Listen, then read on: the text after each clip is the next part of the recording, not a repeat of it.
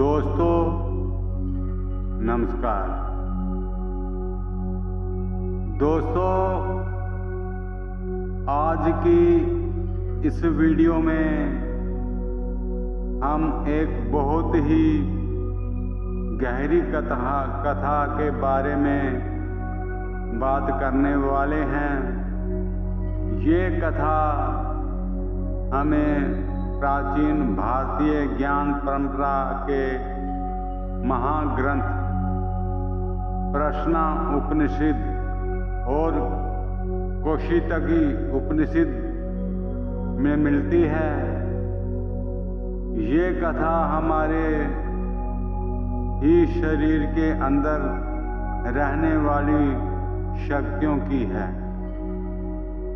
दोस्तों हमारा शरीर केवल मांस और हड्डियों का बना हुआ ढांचा नहीं है। इसके अंदर कई शक्तियां काम करती है।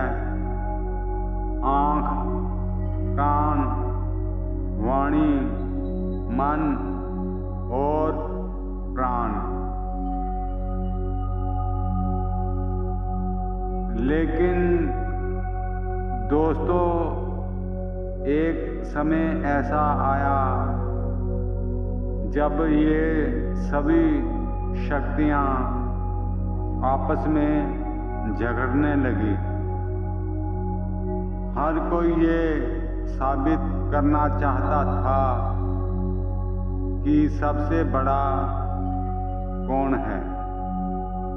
आज हम उसी कथा को समझेंगे और साथ साथ ये भी जानेंगे कि उपनिषद हमें इसके माध्यम से क्या गहरी शिक्षा देना चाहते हैं।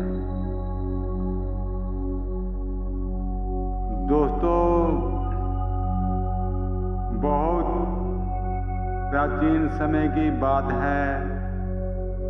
इंसान के शरीर के अंदर रहने वाली शक्तियां आँख, कान, वाणी, मन और प्राण आपस में चर्चा कर रही थी। धीरे धीरे चर्चा विवाद में बदल गई। आँख ने कहा सबसे बड़ी मैं हूँ। अगर मैं ना रहूं तो कोई इस सुंदर संसार को देख नहीं सकता। कान ने तुरंत उत्तर दिया, नहीं, सबसे बड़ा मैं हूँ। अगर मैं ना रहूं तो कोई किसी की आवाज सुन ही नहीं सकता।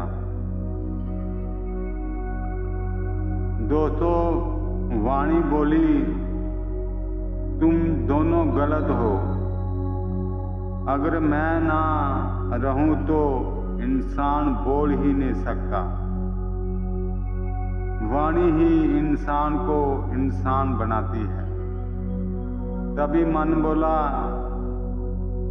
तुम सब भूल रहे हो कि तुम्हें चलाने वाला मैं हूँ। अगर मैं ना रहूं तो तुम सब काम ही नहीं कर सकते। इस प्रकार सभी अपने आप को सबसे महान सिद्ध करने लगे। लेकिन वहां एक और शक्ति थी, प्राण अर्थात श्वास। प्राण चुपचाप सबकी बातें सुन रहा था। अंत में सभी ने मिलकर तय किया कि हम एक परीक्षा करते हैं। एक एक करके शरीर से बाहर चलते हैं। जिसके बिना शरीर जीवित ना रह सके वही सबसे बड़ा माना जाएगा। सबको ये प्रस्ताव उचित लगा। दोस्तों, सबसे पहले वाणी ने कहा, ठीक है, मैं पहले बाहर जाती हूँ। वाणी शरीर से निकल गई। अब इंसान बोल नहीं सकता था। वह गूंगा हो गया, लेकिन वह जीवित था। उसकी सांस चल रही थी, उसका शरीर चल रहा था। कुछ समय बाद वाणी वापस आई। वह समझ गई कि उसके बिना जीवन रुकता नहीं है। दोस्तों, अब आंख की बारी आई। आंख शरीर से बाहर चली गई। अब इंसान कुछ भी नहीं देख सकता था। वह अंधा हो गया, लेकिन फिर भी वह जीवित था। उसकी श्वास चल रही थी। आंख भी वापस आकर चुप हो गई। अब दोस्तों, कान की बारी आ गई। अब कान बाहर गए। इंसान सुन नहीं सकता था। वह बहरा हो गया, लेकिन वह जीवित रहा।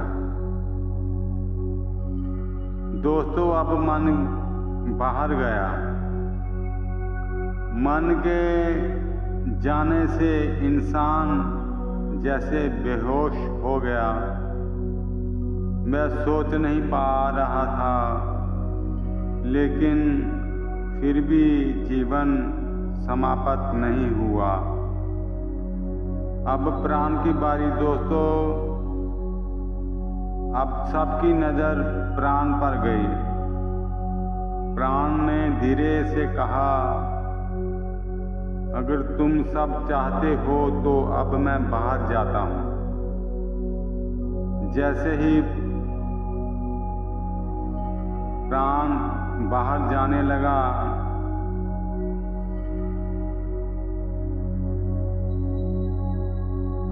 तो एक घटना हुई। आंख, कान, वाणी, मन सब जैसे खींचने लगे। सब डर गए।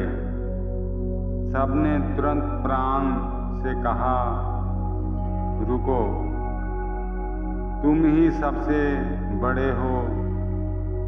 तुम्हारे बिना हम सब कुछ भी नहीं हैं। दोस्तों, इस कथा के माध्यम से उपनिषद हमें एक बहुत गहरी बात समझाते हैं। शरीर में शक्तियां काम करती हैं।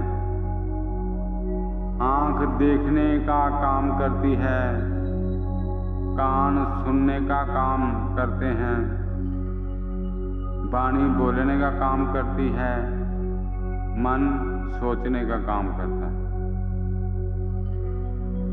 लेकिन इन सबको चलाने वाली शक्ति प्राण ही जीवन है। योग और साधना में इसलिए प्राणायाम को इतना महत्व दिया गया है क्योंकि प्राण को संतुलित करने से मन शांत होता है, शरीर स्वस्थ रहता है और चेतना जागृत होती है। उपनिषद कहते हैं कि प्राण केवल हवा नहीं है, प्राण जीवन की ऊर्जा है। जब साधक ध्यान और प्राणायाम के माध्यम से प्राण को समझने लगता है, तब वह धीरे धीरे अपने अंदर की चेतना को भी पहचानने लगता है और यही पहचान आत्मज्ञान की शुरुआत है। तो दोस्तों, ये कथा केवल एक कहानी नहीं है, ये हमें याद दिलाती है कि हमारे जीवन की असली शक्ति हमारे भीतर है। अगर आपको ये कथा अच्छी लगी हो तो वीडियो को जरूर लाइक कीजिए और अगर आप ऐसे ही आध्यात्मिक ज्ञान से जुड़े वीडियो देखना चाहते हो तो चैनल को सब्सक्राइब करना ना भूलें।